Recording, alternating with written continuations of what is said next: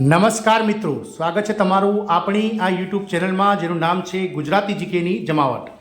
આજના વિડીયોમાં આપણે વાત કરીશું. આજે વહેલી સવારે ગુજરાતના મુખ્યમંત્રી શ્રી ભૂપેન્દ્રભાઈ પટેલે ટ્વીટ કરીને ગુજરાત રાજ્યના 5 લાખ જેટલા કર્મચારીઓને એક અતિ મહત્વનો લાભ જે છે તે જાહેર કરી દીધો છે. મિત્રો જાણીએ આજના વિડીયોમાં વિગતવાર કે માનનીય મુખ્યમંત્રી શ્રી ભૂપેન્દ્રભાઈ પટેલે ગુજરાત રાજ્યના 5 લાખ જેટલા કર્મનિષ્ઠ કર્મચારીઓ માટે વધુ એક લાભ રક્ષાબંધનના તહેવાર પહેલાં જે જાહેર કર્યો છે તે મિત્રો શું છે અને રક્ષાબંધનના તહેવાર પહેલાં જે ગિફ્ટ સરકારી કર્મચારીઓને મુખ્યમંત્રી દ્વારા ટ્વીટ કરીને આપવામાં આવી છે તો એનાથી કર્મચારીઓને કેટલો લાભ થશે તેના વિશે આજના વિડીયોમાં વિગતવાર વાત કરીએ. તો વિડીયોના અંત સુધી આપ બન્યા રહો. જો ચેનલમાં તમે નવા હોય તો અમારી ચેનલને તમે સબસ્ક્રાઇબ કરો, બાજુમાં રહેલું બેલ આઇકોન દબાવી ઓલ નોટિફિકેશન ઓન કરો, જેથી કરીને ચેનલ પર મૂકવામાં આવતા વિવિધ ભરતીઓના નોટિફિકેશન, વિવિધ ભરતીઓના પરિણામ, જીકેના વિડીયો અને સરકારી કર્મચારીઓ, પેન્શનર્સો, યોજનાઓને લગતા આવા પરિપત્રો તમને સરળતાથી ચેનલના માધ્યમથી ઉપલબ્ધ થઈ જાય. તો મિત્રો આજે વહેલી સવારે ગુજરાતના માનનીય મુખ્યમંત્રી શ્રી ભૂપેન્દ્રભાઈ પટેલે ટ્વીટ કરીને ગુજરાત રાજ્યના 5 લાખ કર્મચારીઓને વંદે ભારત ટ્રેનમાં એલટીસીનો લાભ આપવાનો મહત્વનો પરિપત્ર જાહેર કરવાની વાત કરી છે. મુખ્યમંત્રી દ્વારા નાણાં વિભાગને પણ કહી દેવામાં આવ્યું છે કે આનો જે પરિપત્ર છે તે જેટલો ઝડપી બને તેટલો જાહેર કરવામાં આવે. કર્મચારીઓ માટે રાજ્ય સરકારનો વધુ એક ઐતિહાસિક નિર્ણય છે. મુખ્યમંત્રી ટ્વીટ કરીને આપ્યા સારા સમાચાર. મુખ્યમંત્રી ભૂપેન્દ્રભાઈ પટેલે રાજ્ય સરકારના કર્મચારીઓને રજા પ્રવાસ રાહત માટે વંદે ભારત ટ્રેનની મુસાફરીને માન્યતા આપવાનો મહત્વપૂર્ણ નિર્ણય કર્યો છે. રાજ્યના સરકારના કર્મચારીઓ દર 4 વર્ષે એલટીસી અને વતન પ્રવાસનો લાભ 6000 કિલોમીટરની મર્યાદામાં આપવામાં આવે છે.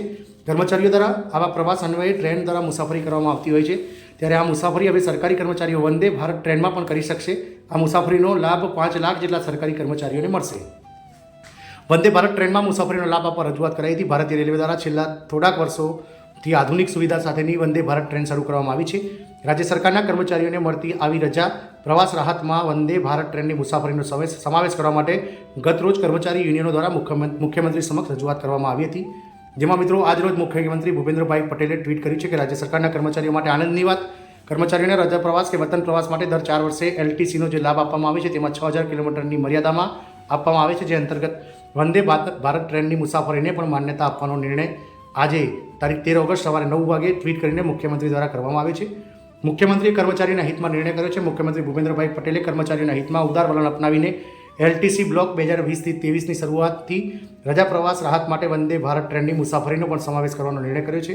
નાણાં વિભાગ અંગેનો ઠરાવ પ્રસિદ્ધ કરવામાં આવશે. રાજ્ય સરકારના 5 લાખ કર્મચારીઓને રજા પ્રવાસ રાહત દરમિયાન આ નિર્ણયનો લાભ મળશે. મુખ્યમંત્રીના દિશા દર્શનમાં નાણાં વિભાગ દ્વારા આ અંગેના ઠરાવ પ્રસિદ્ધ ટૂંક સમયમાં કરવામાં આવશે.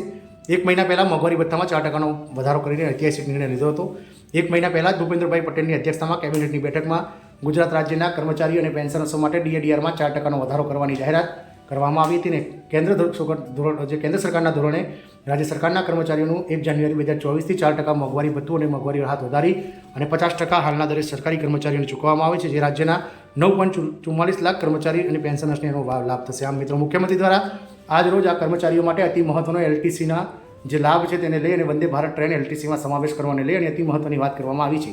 આ અંગેનો ઠરાવ અને જે પરિપત્ર છે તે નાણાં વિભાગ દ્વારા આગામી 1-2 દિવસમાં ઓફિશિયલ જે છે તે જીઆર કરીને બહાર પાડી દેવામાં આવશે. જય હિન્દ, અસ્તુ.